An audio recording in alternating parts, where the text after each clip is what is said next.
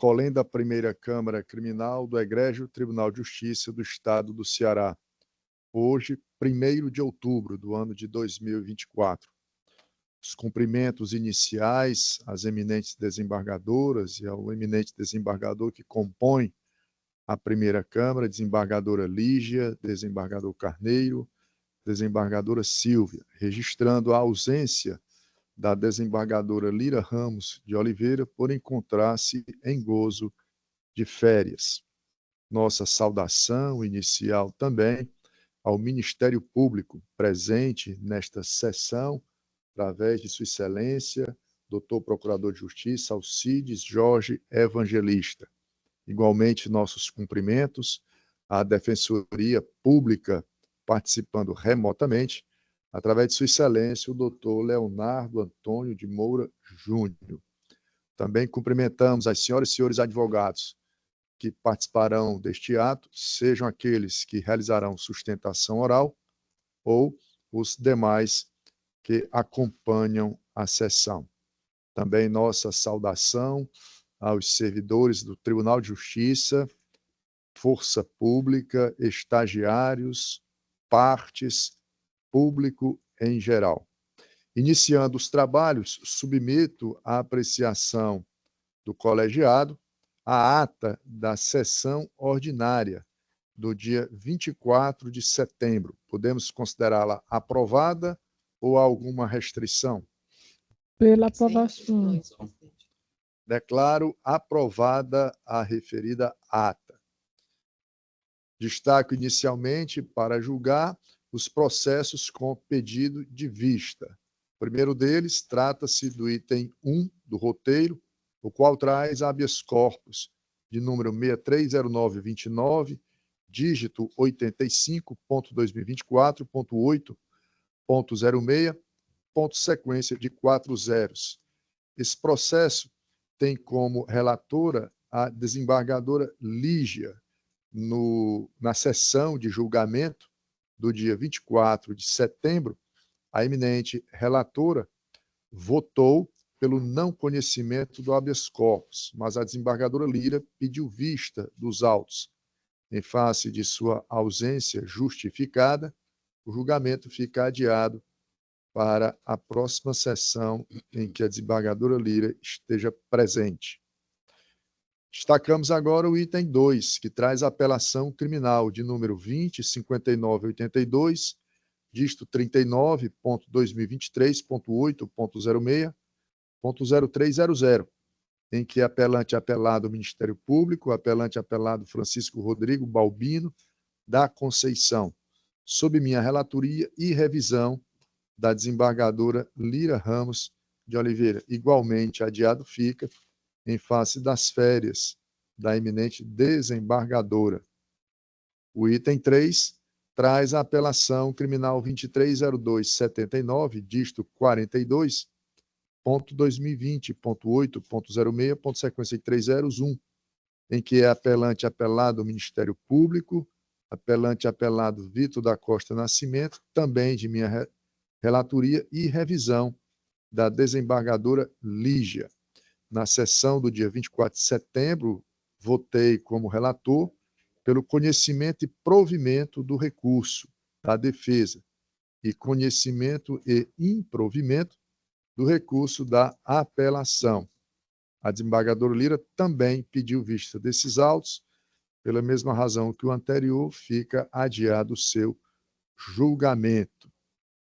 Item 4 dos pedidos de vista, recurso em sentido estrito, de número 201.770, dígito 84.2023.8.06.0296, em que é recorrente a CGM, também DIJ, R dos SS, V de MF, e ainda FFLM, recorrido o Ministério Público, sob relatoria do eminente desembargador Francisco Carneiro Lima. Na sessão do dia 24 de setembro, após sustentação oral, o eminente relator votou pelo improvimento do recurso, eu pedi vista desses autos e trago para a sessão nos seguintes termos. Vamos à localização do processo. São do tribunal, né?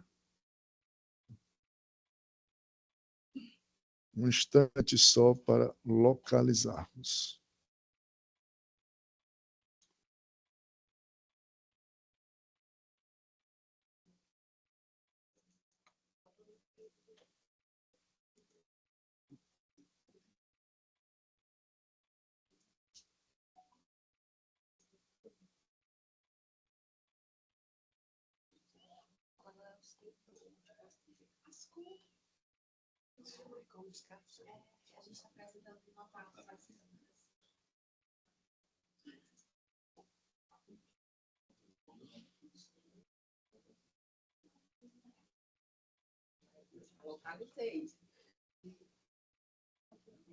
Localizou?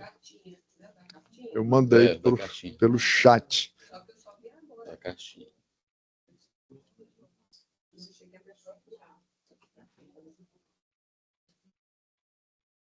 A do Maracaxinha está tão boa que eu gostaria de ouvir. Não é tão grande assim. Passo à leitura do voto vista. É um caso um tanto, poderia até dizer complexo, né? Porque envolve a pluralidade de réus, né? E aí analisamos um a um. Então, assim vem o meu voto vista. Tratam-se de recursos em sentido estrito interpostos em face da decisão de pronúncia, proferida pelo juízo ACO, no qual pronunciou os acusados pela prática dos crimes de homicídio consumado 2 vezes e homicídio tentado 3 vezes. Peço vênia ao excelentíssimo relator para tecer algumas considerações sobre as teses suscitadas pela defesa nos recursos interpostos, adiantando desde já que vislumbrei no presente caso matéria de ordem pública, cognoscível de ofício, referente à ausência de fundamentação acerca das qualificadoras incidentes, em violação, portanto, ao artigo 93, inciso 9, da Constituição Federal e artigo 413, parágrafo 1º do CPP. Todavia, por esta tratar-se de nulidade parcial da pronúncia, imperioso se faz o enfrentamento anterior, por este órgão julgador, dos pleitos defensivos. E aí eu destaco o primeiro deles, item 1, da nulidade do reconhecimento pessoal por violação ao artigo 226 do CPP, a alegativa que foi feita, né? A defesa argue inobservância aos procedimentos previstos no artigo 226 do CPP, sustentando ainda a impossibilidade de reconhecimento pessoal dos acusados por testemunhas oculares, haja vista estarem usando balaclava ou máscaras no momento da empreitada criminosa. Após análise detida dos folhos, destaca-se a ausência de necessidade de observação do rito previsto no artigo 226 do CPP. Neste caso, eis que o reconhecimento dos réus ocorreu pela vítima sobrevivente, Felipe Eric Lima Alves, a qual podia individualizar os acusados, já que os conhecia previamente, identificando 3 deles pela voz e pela forma de caminhar. No caso D e G, R dos SS e H da SG. E os demais, FF, L, M, V de M, F e P, por ter ouvido seus nomes de uma testemunha, identificada como Dona Carolina. Além disso, apontou também como testemunha presencial, que visualizou os demais acusados. Isso pode ser observado no depoimento judicial, as páginas 437, mídia visual, a partir do minuto 9. De acordo com o entendimento do Superior Tribunal de Justiça, o artigo 226 antes de descrever o procedimento de reconhecimento de pessoa, diz em seu caput que o rito terá lugar, aspas, quando houver necessidade, né? Fecho aspas. Ou seja, o reconhecimento de pessoas deve seguir o procedimento previsto quando há dúvida sobre a identificação do suposto autor do fato. Se a vítima é capaz de individualizar o agente, como é o caso dos autos, não é necessário instaurar a metodologia legal mencionada. A título de corroboração, confira-se precedente jurisprudencial do STJ. E aqui eu cito uma decisão do STJ exatamente nessa mesma linha de entendimento.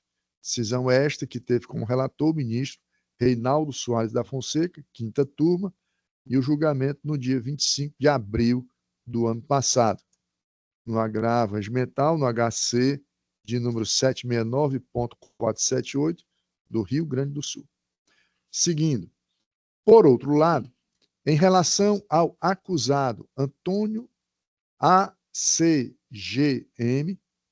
entendo nulo o seu reconhecimento, realizado em sede de inquérito policial, páginas 56 e 57, porquanto seu nome não foi mencionado em juízo pela vítima sobrevivente, FHLA, não tendo esta afirmado que o viu na cena do crime, além de não ter sido ele reconhecido por testemunha ocular indicada pela vítima no seu depoimento. Daí fui levado a entender que, com relação a este cidadão, não há indício de autoria, né?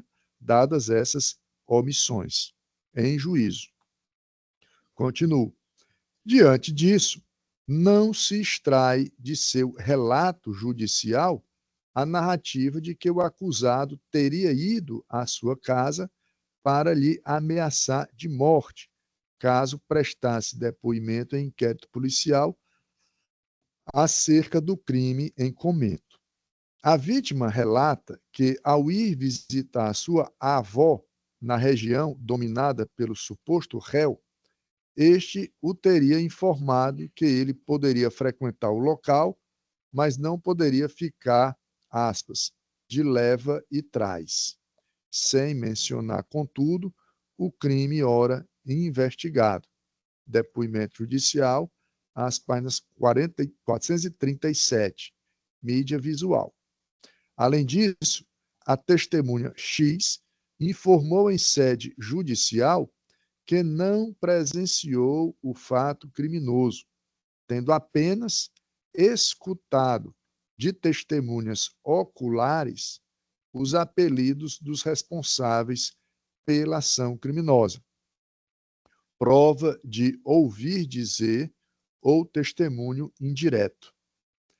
Ao ser questionada sobre quem seria sua fonte, respondeu uma delas ser a própria vítima sobrevivente, FHLA, ao passo que outros seriam populares, que ela preferiria não identificar por medo de represálias. Trata-se, portanto, de conhecimento da autoria delitiva por prova de ouvir dizer, sem fonte determinada. Fato é que, referido depoimento pode ser utilizado em conjunto com os relatos da vítima sobrevivente, prova judicial, corroborando assim os indícios de autoria delitiva. A título de ratificação deste entendimento, tem-se precedentes jurisprudenciais, onde se afirma que o testemunho de ouvir dizer pode ser utilizado, contudo, desde que corroborado pelos demais elementos de provas judicializados, né?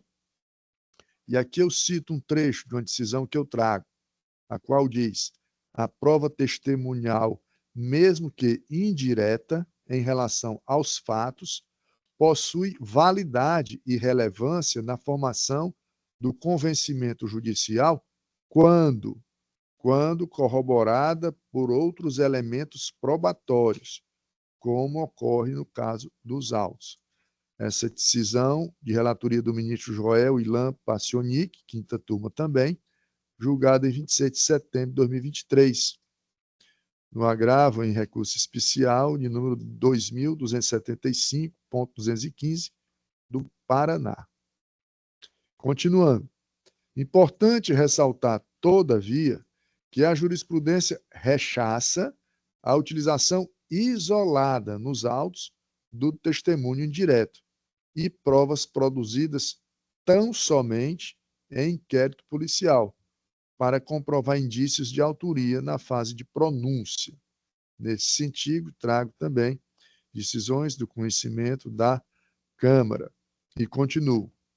Na espécie, entendo ser este o caso dos autos em relação ao acusado ACGM, pois inexiste reconhecimento por parte da vítima sobrevivente prestado em juízo, não podendo subsistir o reconhecimento feito em delegacia pela testemunha X, uma vez que essa testemunha ficou sabendo da sua autoria delitiva através de populares, sequer identificados, por ocasião do testemunho prestado em juízo. Página 503, mídia visual.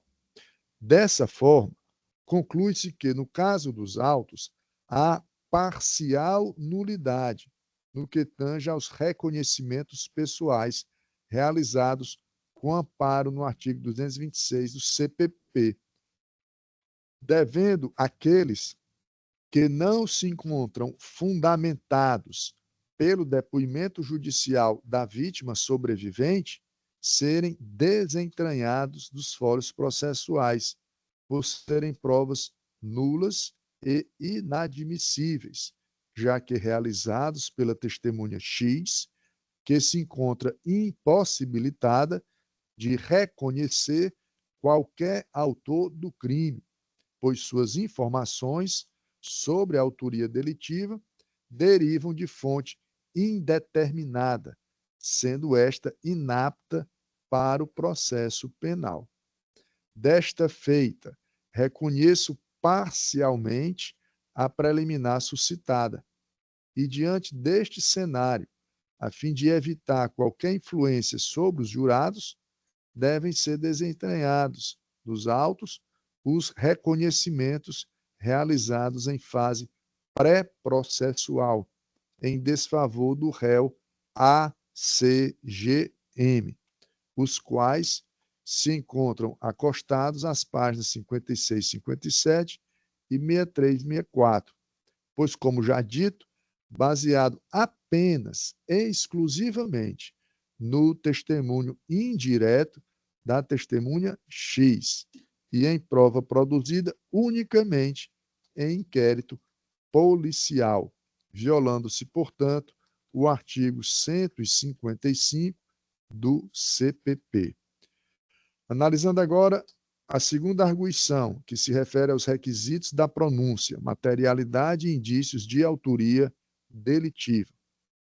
Nesse ponto, não tenho divergência em relação ao voto do eminente relator, pois entendo igualmente ter o juízo, ainda que de forma sucinta, fundamentado sua decisão no que concerne à materialidade e aos indícios de autoria dos crimes de homicídios consumados contra as vítimas GM da S e GE de A da SA, bem como dos homicídios tentados em face das vítimas DWSR e JCS e FHLA. A título de esclarecimento, cito trecho pertinente da decisão impugnada, páginas 548 a 549. Também deixo de proceder à leitura, por constar no voto e também no sistema à disposição dos julgadores. Continuo. O juízo acuou fundamentou a materialidade delitiva nos laudos periciais, exame cadavérico, as páginas 110 e 115, referente às vítimas GM da S e GEA da SA. Ao passo que, em relação aos homicídios tentados, entendeu que o relato da vítima sobrevivente, informando que ele e mais 2 pessoas foram atingidas por disparos de arma de fogo, seria suficiente para a comprovação da materialidade do crime. Sem mácula o deciso, visto que a materialidade do crime pode ser demonstrada através de perícia ou documento médico, bem como através de outros meios idôneos que tenham o condão de atestar que a lesão com dolo de matar existiu. O testemunho da vítima sobrevivente é suficiente para comprovar as tentativas de homicídios em face dos indivíduos DWSR, JCS e FHLA, pois ela narrou em sede judicial que estes foram atingidos, citando inclusive a região do corpo em que cada um sofreu a lesão.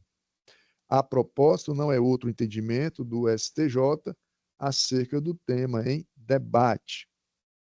Também deixo de ler, né? Consignado que está nos autos. Continuo. Quanto aos indícios de autoria, tenho parcial divergência com o voto do eminente relator, pois entendo que estes restaram devidamente comprovados em relação aos réus D e G, R dos SS, segundo, FFLM, terceiro, e V de MF, o quarto.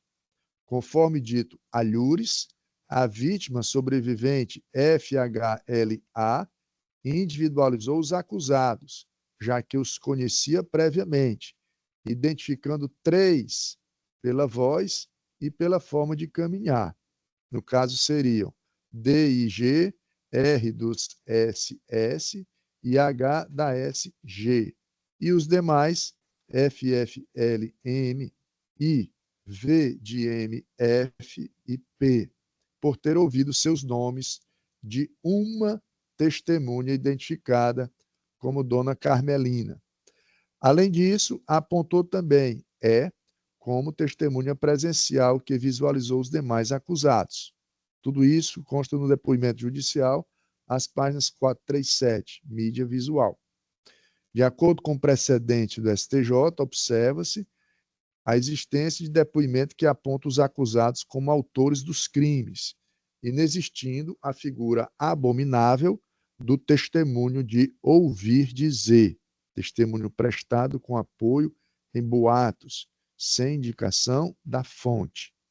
O fato foi descrito pela vítima sobrevivente, conforme relato colhido em juízo, bem como a fonte foi devidamente indicada. Já em relação ao réu ACGM, e aqui vem a divergência, né? Já em relação ao réu ACGM, verifico que não há no bojo processual indícios mínimos de sua autoria delitiva, pois, uma vez desentranhados seus reconhecimentos pessoais produzidos em inquérito, não tendo a vítima sobrevivente narrado em juízo que o viu na cena do crime ou ouviu dizer por fonte identificada ser ele um dos autores dos crimes, e ainda subsistindo apenas o relato de ouvir dizer da testemunha X e o depoimento em sede de inquérito policial da vítima, conclui-se serem tais elementos de provas inaptos para demonstrar o estândar probatório exigido na fase de pronúncia. ainda que mínimo seja. Portanto, ausentes os requisitos previstos no artigo 413 do CPP em relação ao réu, ACGM, isso, a sua despronúncia é medida que se impõe. Enfrenta agora a terceira arguição, nulidade parcial da pronúncia. Aliás, terceira arguição, não. O terceiro tema decorrente de declaração de ofício. Nulidade parcial da pronúncia, ausência de fundamentação no tocante às qualificadoras. A decisão de pronúncia deve ser fundamentada, a teor do disposto do artigo 93, inciso 9 da Constituição, e 413, parágrafo 1º do CPP, sob pena de nulidade. Há nos autos nulidade absoluta por ausência de fundamentação adequada referente às qualificadoras, nos termos do artigo 413 do CPP, combinado com o artigo 93, inciso 9 da Constituição Brasileira. Matéria de ordem pública, cognoscível de ofício pelo órgão julgador. Explico. Para melhor deslinde da controvérsia, colaciona-se fundamentação exarada pelo magistrado acuó, né? E aqui eu cito trecho da decisão de pronúncia. E aí continuo. Na espécie, vislumbra-se que a decisão judicial ora atacada não fez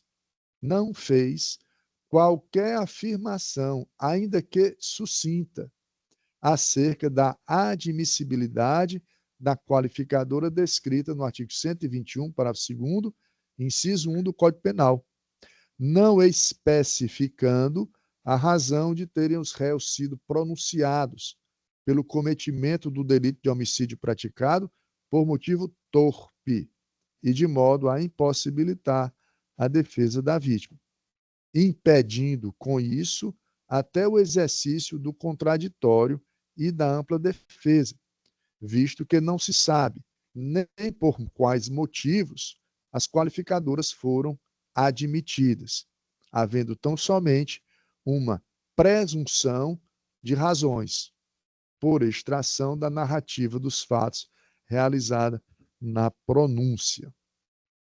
Sucede que, de acordo com o artigo 315, parágrafo 2º do CPP,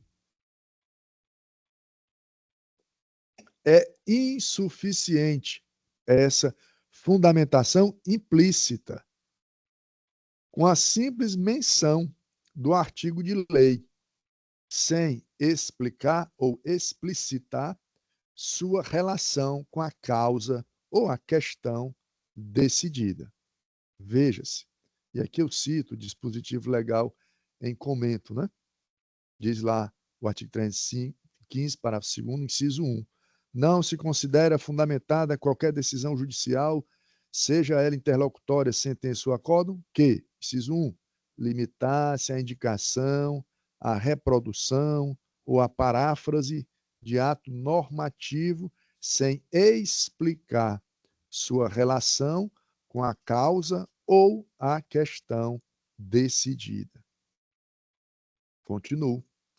Embora a decisão de pronúncia deva ser comedida na apreciação das provas, deve conter uma fundamentação mínima para o reconhecimento de qualificadoras, o que não ocorreu no caso concreto, não se podendo confundir motivação concisa com ausência de fundamentação, sendo nesse particular omissa e, consequentemente, nula, por violação ao artigo 93, inciso 9, da Constituição do Brasil.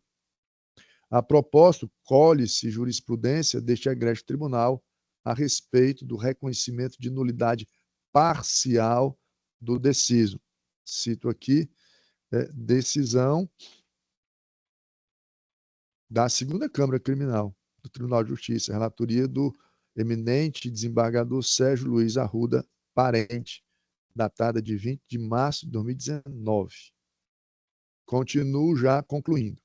Assim sendo, em conclusão, peço vênia ao exercício relator para dividir e votar pelo conhecimento e provimento parcial do recurso em sentido estrito, interposto pelos réus ACGM, DIG, R dos SS e V de MF, com a despronúncia do acusado, ACGM. Conhecimento e desprovimento do recurso, em sentido estrito, interposto pelo réu FFLM. De ofício, determino a anulação parcial da pronúncia relativamente às qualificadoras. Artigo 121, parágrafo 2º, incisos 1 e 4 do Código Penal, por ausência de fundamentação, devendo ser proferido novo decisum pelo juízo aquor, apenas referente ao presente item, nos termos do artigo 413 do CPP, combinado com o artigo 93, inciso 9, da Constituição Federal. Caso este voto se sagre vencedor, espeça-se e cumpra-se o contramandado de prisão em favor de ACGM, com o devido registro no Banco Nacional de Monitoramento de Prisões, BNMP. É como voto. Com a palavra, o eminente relator Carneiro Lima. De acordo, Excelência. Vossa Excelência incorpora, portanto, Todinho, as sem- razões apresentadas. Desembargadora Silvia. Eu acompanhei aqui atentamente. Realmente, todos os detalhes fazem todo sentido. Eu vou acompanhar também. Então, Em- Vossa Excelência, parabenizando pelo voto. Valeu a pena a leitura. Né? Em face da manifestação do relator incorporando ao seu entendimento as razões do voto visto à hora apresentado, proclamo o resultado. A primeira Câmara Criminal, por unanimidade de votos, acolhendo os argumentos do voto vista, conheceu e deu provimento parcial ao recurso interposto por ACGM, DIG, R dos SS e V de MF, com a despronúncia do acusado, ACGM. Conheceu e julgou desprovido o recurso em sentido estrito em face do réu FFLM. Tudo nos termos do voto apresentado nesta sessão.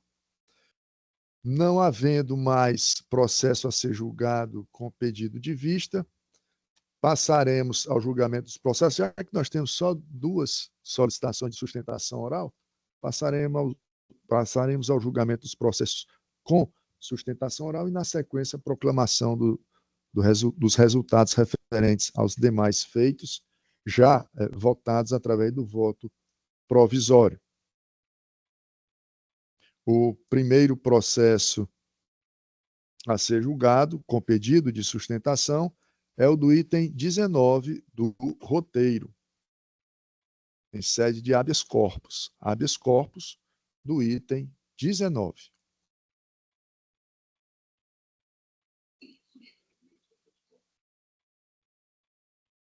Item 19 traz o habeas corpus 634129, dígito 03.2024.8.06, ponto sequência de 4 zeros.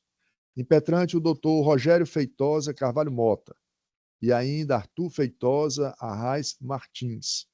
Paciente Paulo Ernesto Pereira Tavares.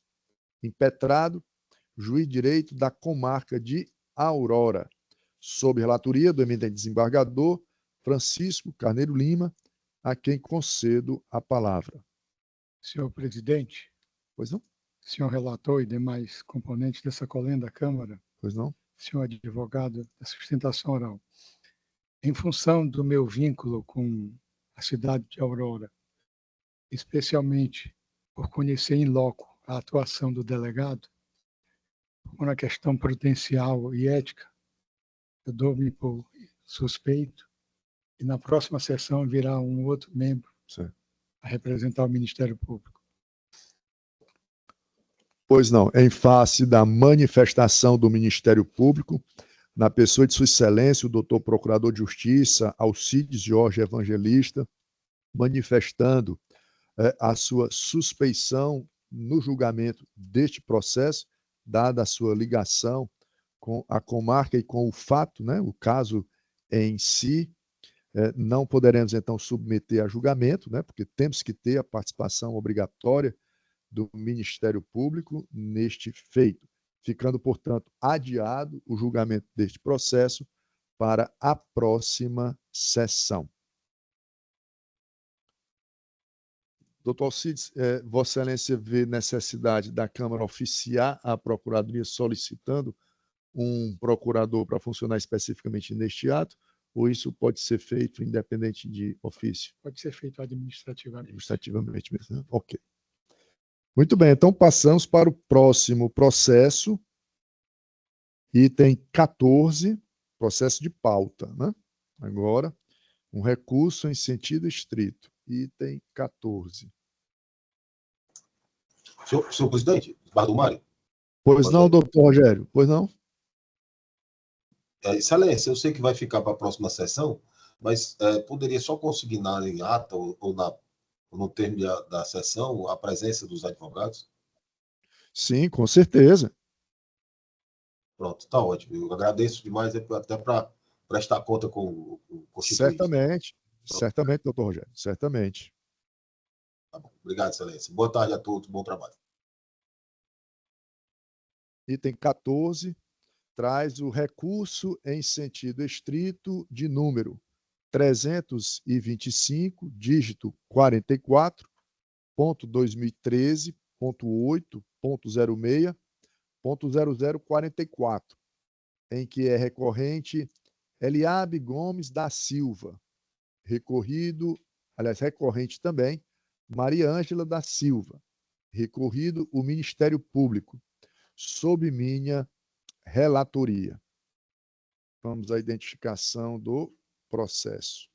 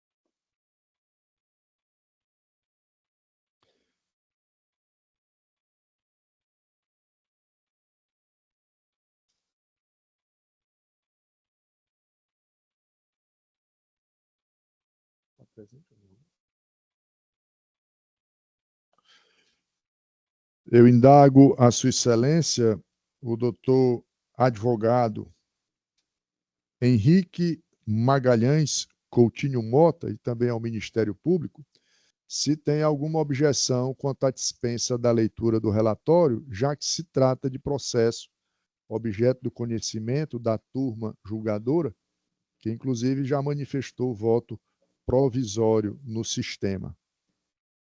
Alguma objeção? Nenhuma, excelência. Muito bem. Em sendo assim, já concedo a palavra à Sua Excelência, o doutor Henrique Magalhães Coutinho Mota, para apresentar suas razões em sustentação oral pelo tempo regimental de 15 minutos. Excelentíssimo desembargador Mário Parente, ilustre relator, presidente dessa Câmara, a quem saúdo em extensão aos demais pares aqui presentes. Representante ministerial, doutor Alcides, demais serventuários da Justiça, colegas advogados, cidadãos que nos acompanham aqui hoje à tarde. Eu diria que é temerário e, quiçá, diabólico se nós tomarmos o brocado do indúbio pró-sociedade, um juízo de pronúncia, sem que haja um mínimo de autoria comprovada. Sim, brocado, porque até pela prática jurídica, por uma praxe equivocada, muitas vezes, nós erigimos esse brocado à categoria de princípio, quando não o é. Eu não ouso aqui, de forma alguma, questionar, nem mesmo duvidar da diligência de Vossas Excelências quando analisaram o meu arrazoado. E sim, a minha fala é, em boa parte, para ratificar o que já apresentei nas minhas razões.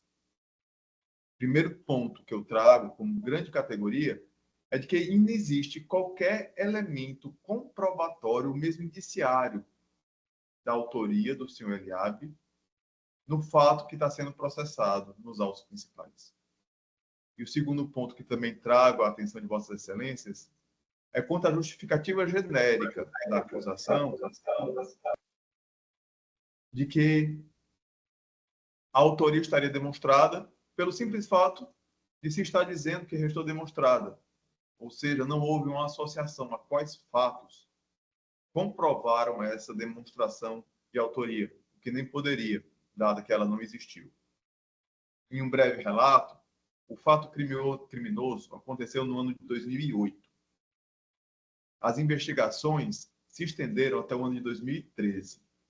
Durante todo esse período, os diversos pedidos de dilação probatória se davam pelo fundamento de que não havia qualquer caracterização suficiente de autoria, já que o suposto causador do crime, respondia pelo nome de Tota, alcunha Tota, ele estava foragido.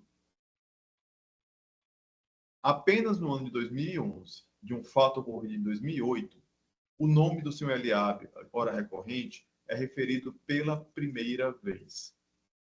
Vossa Excelência tiver acesso que nas folhas 57, essa afirmação é feita pelo próprio Tota, que foi recapturado, e ele disse unicamente que sabe ter sido o senhor Eliabe o mandante do crime.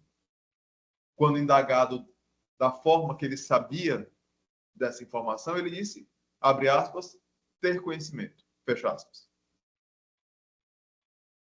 Todas as testemunhas que atestaram que o seu Eliabe foi o autor intelectual do crime, afirmaram unicamente porque ouviram dizer.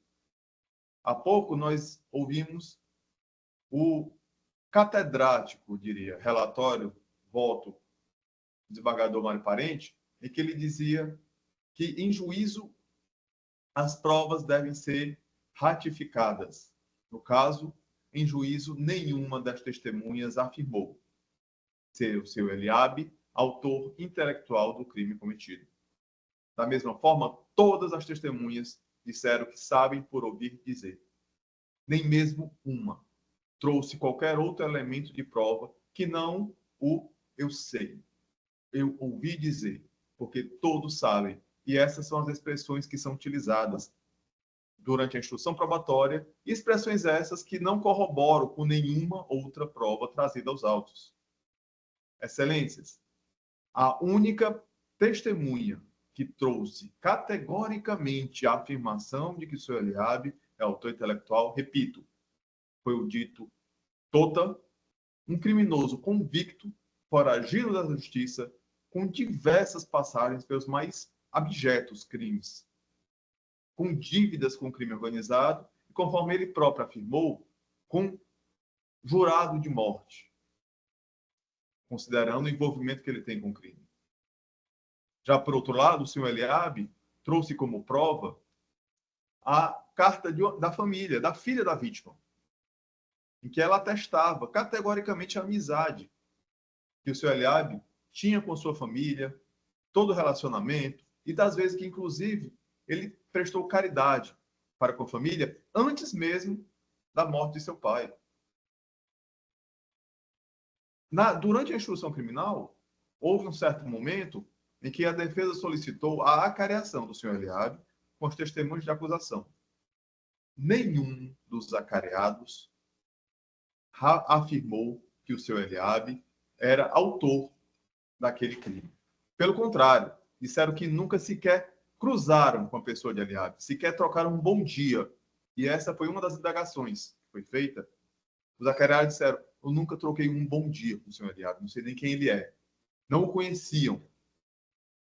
Lamentavelmente, todas essas inconsistências foram levadas em conta para pronunciar o senhor Eliabe.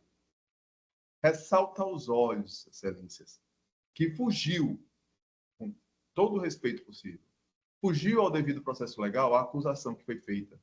Da mesma forma, a pronúncia se deu de maneira superficial, já que, repito, o brocado do indúbio para a sociedade não pode se sobrepor à demonstração de indícios suficientes de autoria. Uma testemunha, ela deve ser tida pelo judiciário como válida, não só pelo número de pessoas que falam a mesma coisa, mas pela qualidade daquilo que é relatado. E todos os testemunhos, repito, todos foram no sentido de ouviram dizer que o senhor Eliabe era o autor daquele terrível crime.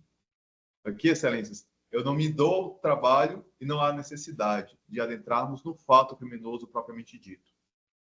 Reitero que a minha atenção aos senhores, eu peço que se foque no fato de que nenhuma testemunha pôde afirmar que o senhor Eliabe é autor. Não há qualquer outro elemento de prova que não os testemunhos de ouvir dizer. Esses testemunhos são o que existem de pretensa demonstração de autoria. Ao passo que a acusação disse de maneira genérica apenas que está demonstrada a autoria. Há indícios suficientes de autoria. Não há uma correlação com qualquer dos fatos apresentados nos autos. Não há correlação com qualquer documento trazido durante a instrução criminal. Apenas a afirmação genérica de que a autoria está demonstrada sem mais. Portanto, excelências, aqui eu já encerro a minha fala, eu quero reiterar todos os argumentos, todos os fatos e todos os pedidos que eu trouxe na peça escrita de recurso em sentido estrito, pedindo, vossas excelências, restabeleçam a justiça, restabeleçam despronunciando o senhor Eliabe por conta do crime ocorrido no município de Barreira, visto que não há qualquer indício, sequer indiciário, de sua participação, de sua autoria desse terrível crime. Agradeço a atenção de todos e desejo um bom trabalho. Obrigado, doutor. Concedo a palavra ao Ministério Público por igual tempo. Excelentíssimo senhor presidente e relator destes autos, excelentíssimos senhoras, excelentíssimos senhores desembargadores, doutor Leonardo Moura, representando aqui a Defensoria Pública, doutor Henrique Magalhães Coutinho Mota, na sua sustentação oral, a quem eu saúdo os demais advogados que participam dessa sessão, coordenadoria da Secretaria da Primeira Câmara Criminal, segurança e colaboradores. Recurso em sentido estrito, artigo 121, parágrafo 2º, incisos 1 e 4, combinado com o artigo 29 e 69 do Código Penal. Pedido de despronúncia do réu, insuficiência de provas em relação à autoria delitiva, não comprovação, depoimentos testemunhais suficientes a comprovar a autoria do crime, princípio indúbio pro societate, pedido de exclusão das qualificadoras, impossibilidade, somente é permitida a exclusão nos casos de manifesta improcedência. Competência do Conselho de Sentença, parecer pelo improvimento do recurso. Este crime ocorreu em 2008. A denúncia foi ofertada em 2013, portanto, 5 anos depois. E a pronúncia, 10 anos depois da denúncia, foi pronunciado, e 15 anos depois do cometimento criminoso, do fato criminoso, foram pronunciados as pessoas de Maria Ângela e o seu comparsa, que eu não assino, Anotei aqui. Seu Eliabe, Maria Ângela da Silva e Eliabe Gomes da Silva. Efetivamente,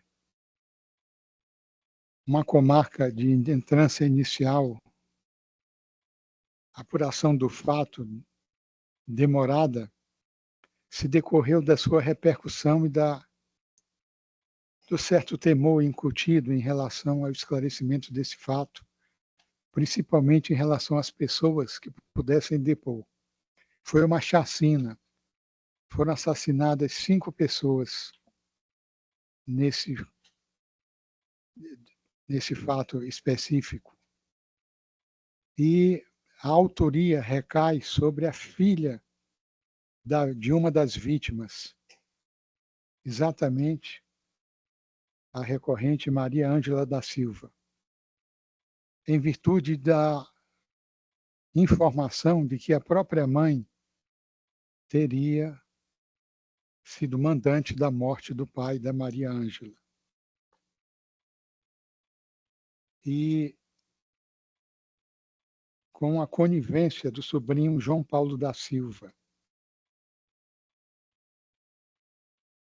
Esses fatos, efetivamente os depoimentos, apresentam uma certa dificuldade na sua colheita e até uma certa desídia na técnica de colheita probatória, mas todas as informações testemunhais apontam induvidosamente para as pessoas do Eliabe e da Ângela como mandantes desse crime.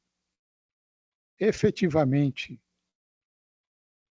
a demora da investigação decorre dos percalços, das dificuldades e da questão de ser um crime que teve o mando, teve a orientação no seio da própria família.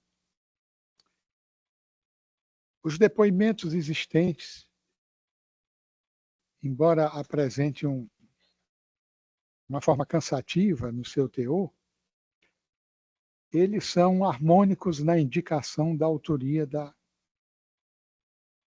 do fato em relação a os que foram coautores intelectuais desse crime.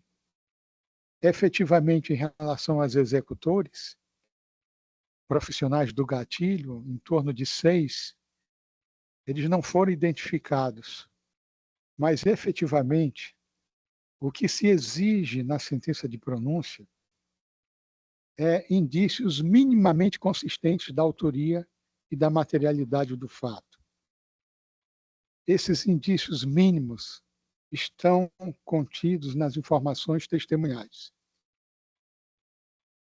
Nesse momento processual, em que é uma sentença declaratória ou de sentença mista, declaratória mista,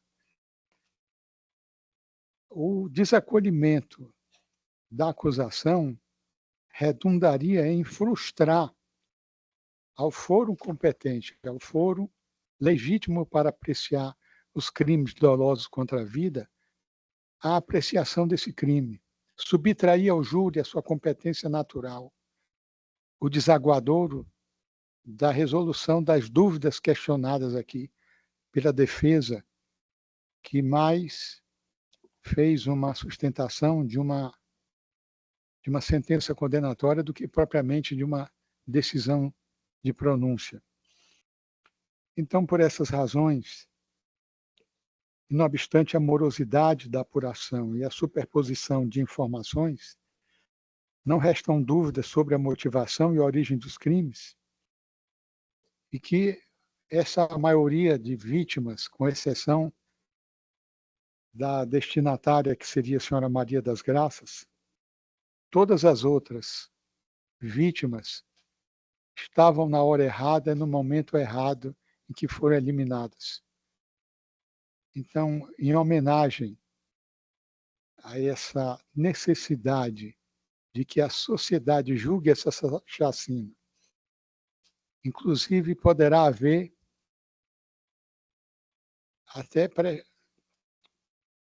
a renovação da instrução durante o plenário do júri, com a indicação de até 8 testemunhas por ambas as partes, e que o fato seja evidentemente exaurida as suspeitas, as dúvidas, pelo tribunal do júri, destartes nos manifestamos no sentido de que não seja acolhido o presente recurso em sentido estrito, e destarte determinado que sejam submetidos a julgamento Eliabe Gomes da Silva e Maria Ângela da Silva.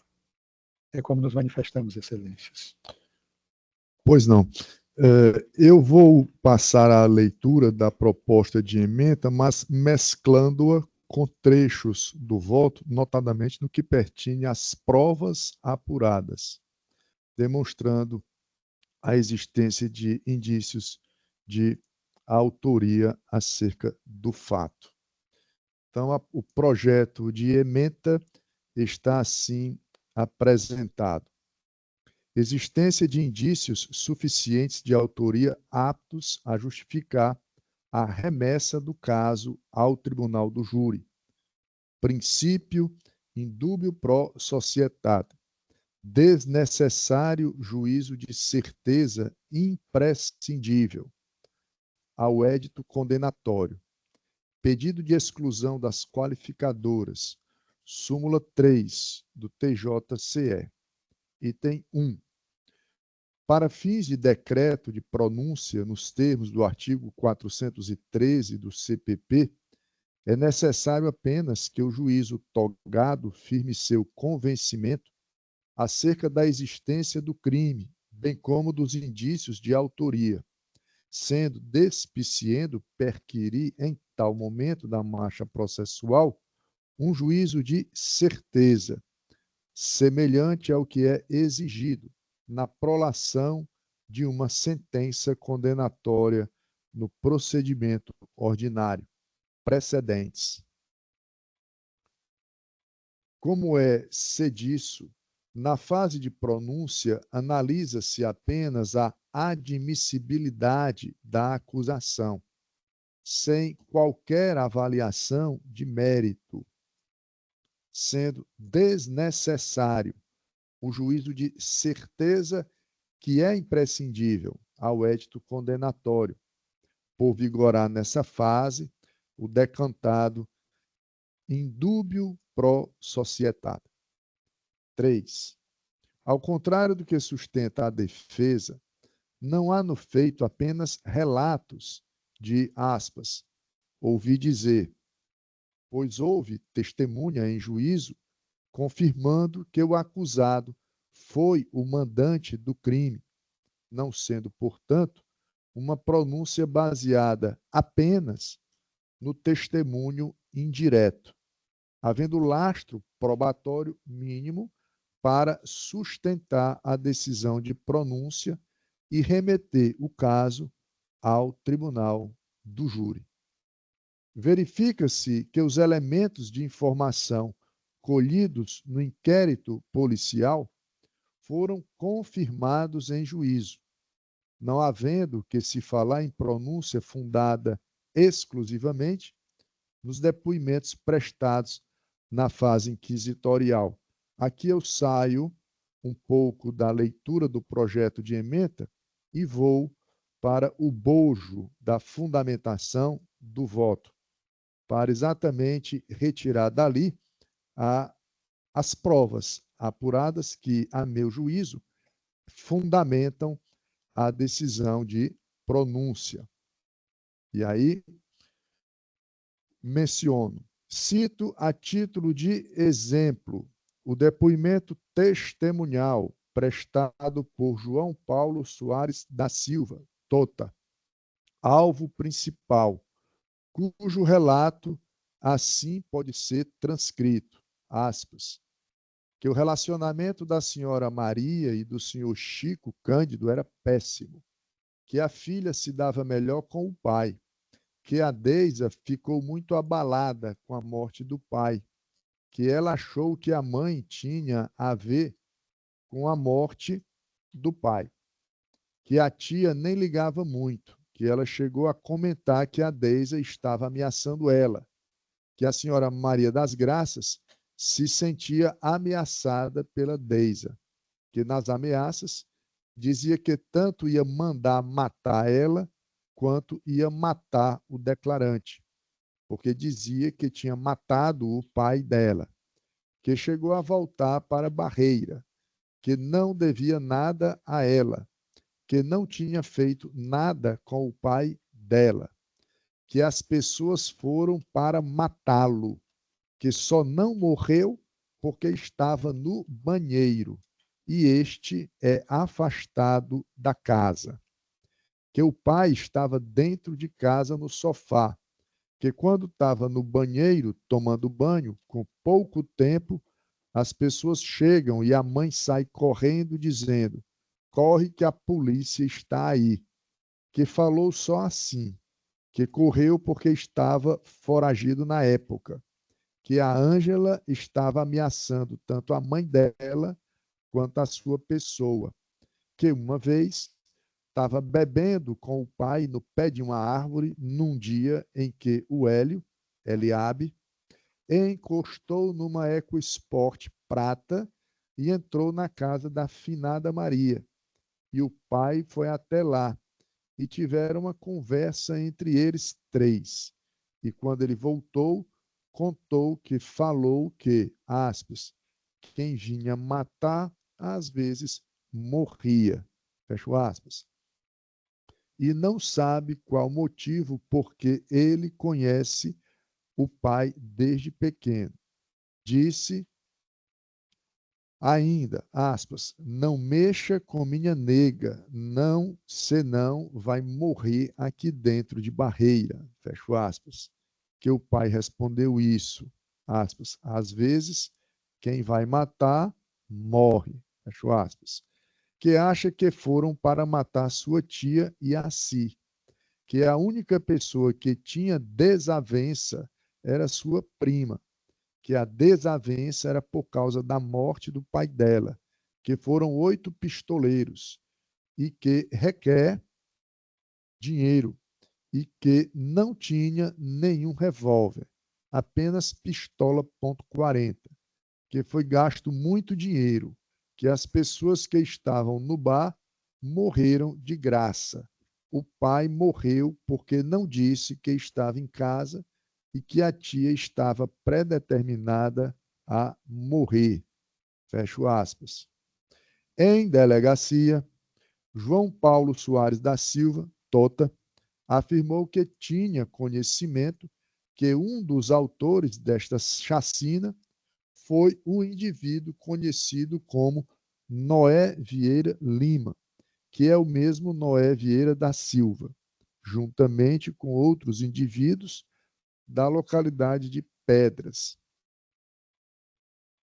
no município de Itaitinga, a mando de sua prima Deisa, juntamente com Hélio de Pedro das Chagas, vulgo Eliabe. A testemunha José Ivan Gabriel, ou Gabriel de Almeida, em depoimento, afirmou que Hélio, Eliabe, foi mandante da chacina. A mãe do senhor João Paulo Soares da Silva, Tota, que é testemunha ocular do que aconteceu, em seu depoimento afirmou que estava em casa durante o crime, enquanto seu marido estava no sofá e ela estava banhando o filho. Quando percebeu, os indivíduos já estavam dentro da casa agredindo o marido. Ela viu um dos indivíduos disparar um tiro. Imediatamente, ela tentou avisar Tota, mas não sabia quem eram os indivíduos, apenas que não era Noé.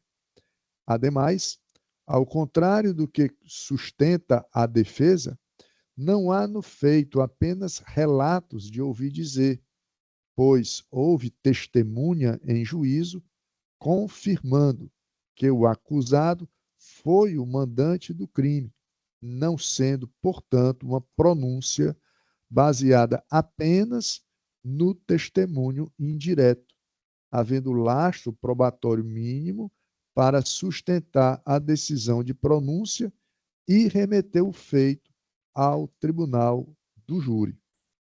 Além disso, verifica-se que os elementos de informação colhidos no inquérito policial foram confirmados em juízo, não havendo que se falar em pronúncia fundada exclusivamente nos depoimentos prestados na fase inquisitorial.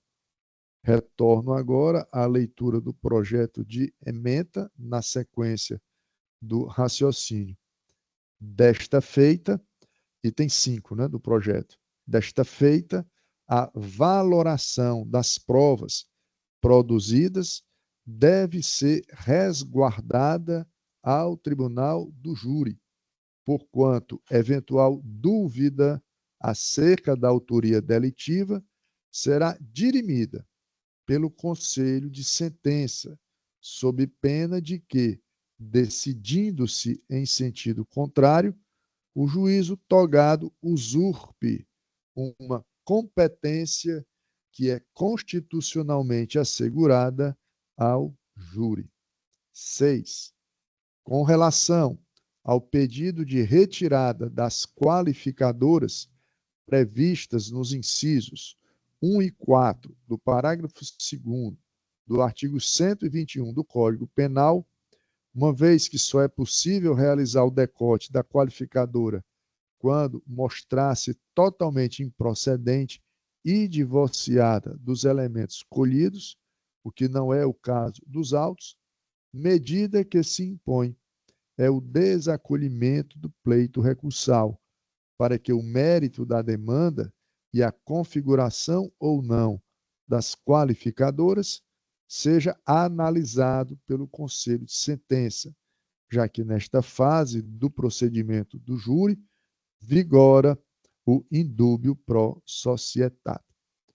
Recurso conhecido e desprovido é como voto. Colho o voto da desembargadora Lígia. Ratifico meu voto provisório com o eminente relator. Colho o voto do desembargador Carneiro. Acompanho o relator.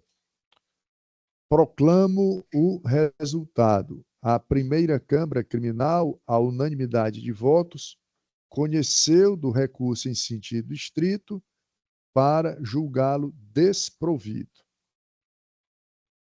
Não havendo mais processos com pedido de sustentação oral para serem julgados, passarei agora a proclamar os resultados referentes aos feitos já analisados e votados pelos integrantes da primeira Câmara através do voto provisório.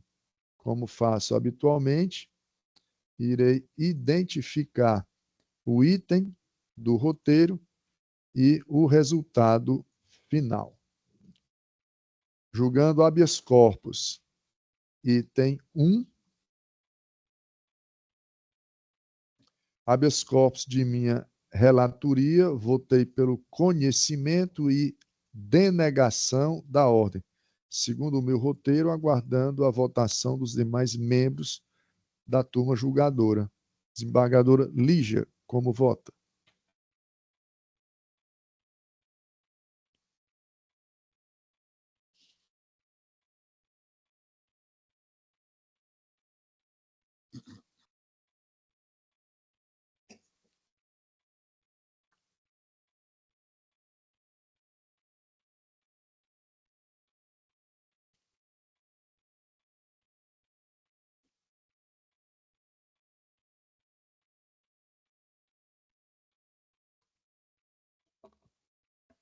Com o relator. Como vota desembargador Carneiro Lima? Com o relator também, senhor. Proclamo o resultado. A primeira Câmara Criminal, por unanimidade, conheceu da ordem para denegá-la. Item 2, unanimidade, conhecido e concedido o habeas corpus, com cautelares, dos incisos 1, 3, 4, 5 e 9 do artigo 319 do CPP. Item 3, unanimidade, conhecido e denegado. 4, unanimidade, conhecido e denegado. 5, unanimidade, conhecido e denegado. 6, unanimidade, conhecido e denegado. 7, unanimidade, conhecido e denegado. 8, unanimidade, conhecido e concedido. Com as cautelares do artigo 319, incisos 1, 4, 5 e 9 do CPP. 9, item 9, unanimidade, conhecido e denegado. 10, unanimidade não conhecido. 11, unanimidade parcialmente conhecido e denegado. 12, unanimidade conhecido e denegado. 13, unanimidade conhecido e denegado. 14, unanimidade conhecido e denegado. 15, unanimidade conhecido e denegado. 16, unanimidade conhecido e denegado. 17, unanimidade conhecido e denegado. 18, relatoria do desembargador Carneiro, que votou pelo parcial conhecimento e denegação da ordem. Acompanhou a desembargadora Silvia e aqui consta que falta o meu voto. Vamos verificar.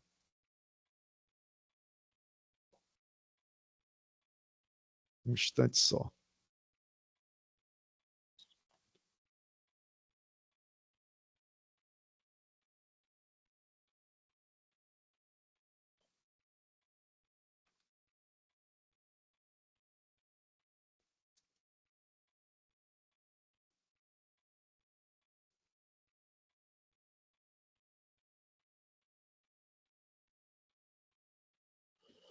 Não, já votado. Acompanhando o eminente relator.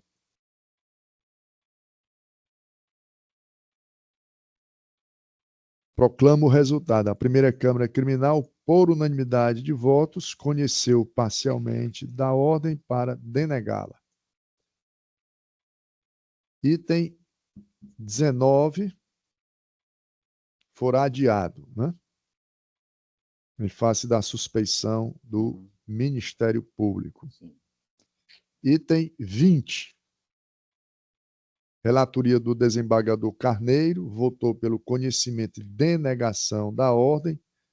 Eu acompanhei, faltando o voto da desembargadora Silvia. Eu também acompanhei, excelência. Por unanimidade, conhecido e denegado. 21, por unanimidade, não conhecido. 22, por unanimidade, conhecido e concedido. 23, unanimidade, conhecido e denegado. 24, unanimidade, conhecido e denegado. 25, unanimidade, não conhecido. 26, unanimidade, conhecido e denegado. 27, unanimidade, conhecido e denegado.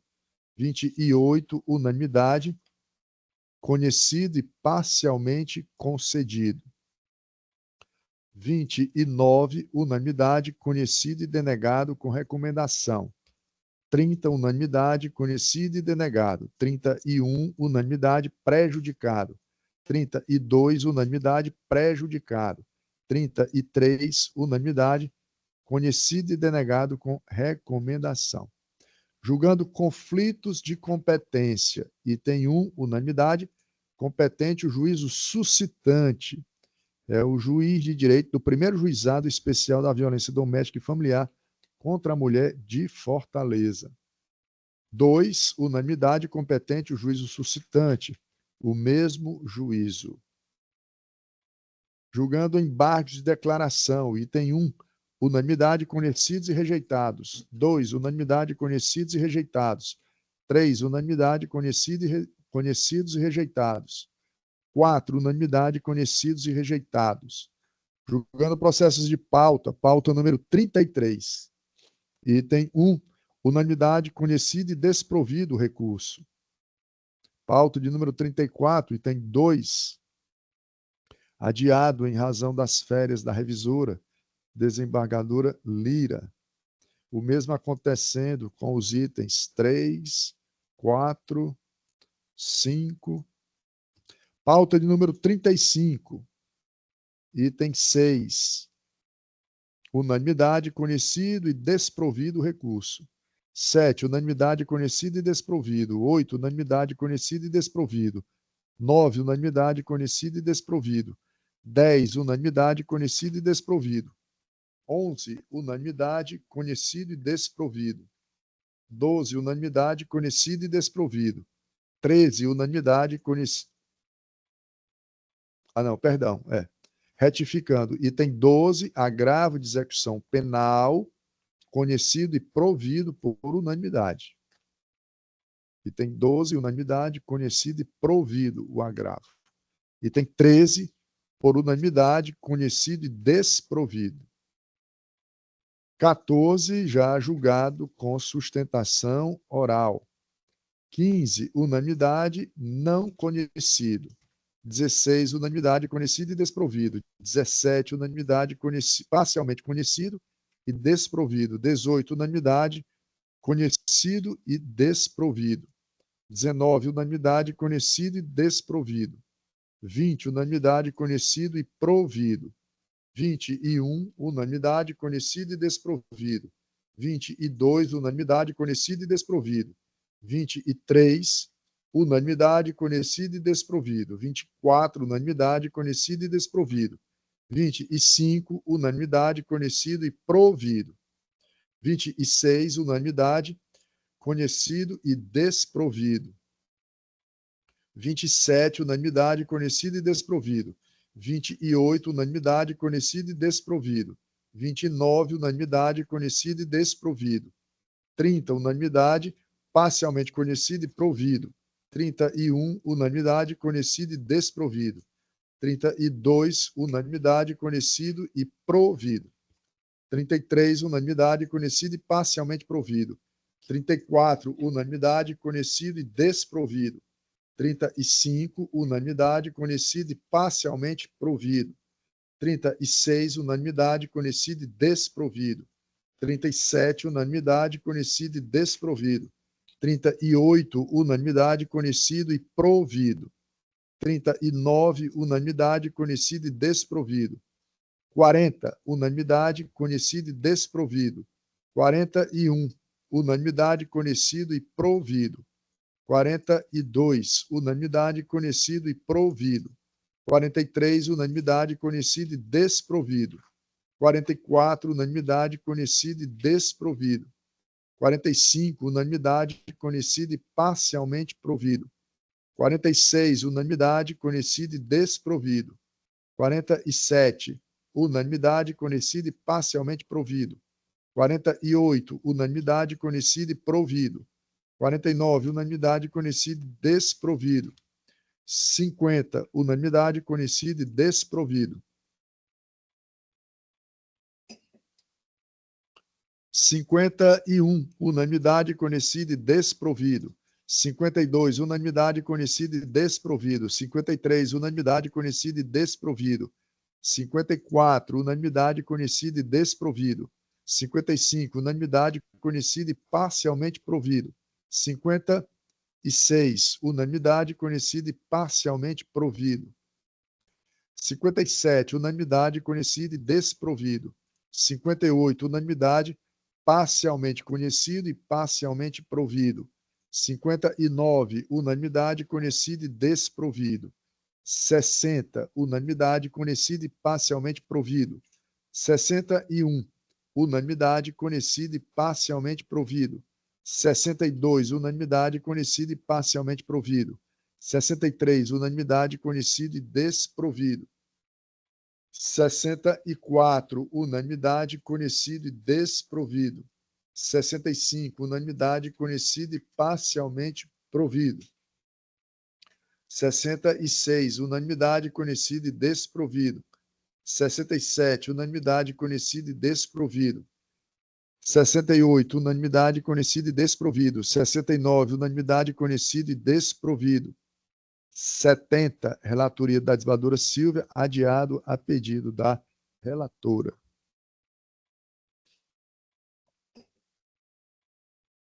Setenta e um, unanimidade, conhecido e desprovido, sendo esse o último processo listado para julgamento na presente sessão.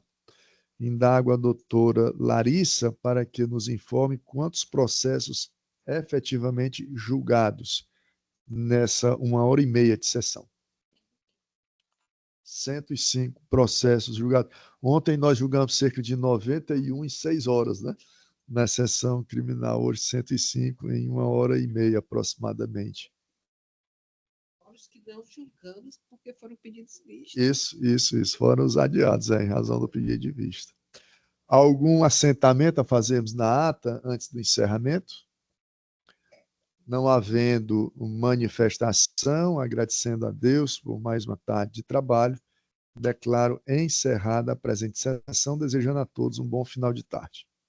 Boa tarde, Leonardo. Obrigada. Boa tarde, desembargador. Boa tarde a todos. Boa tarde, Boa tarde a doutor todos. Amado, doutor Alcides. Assim seja.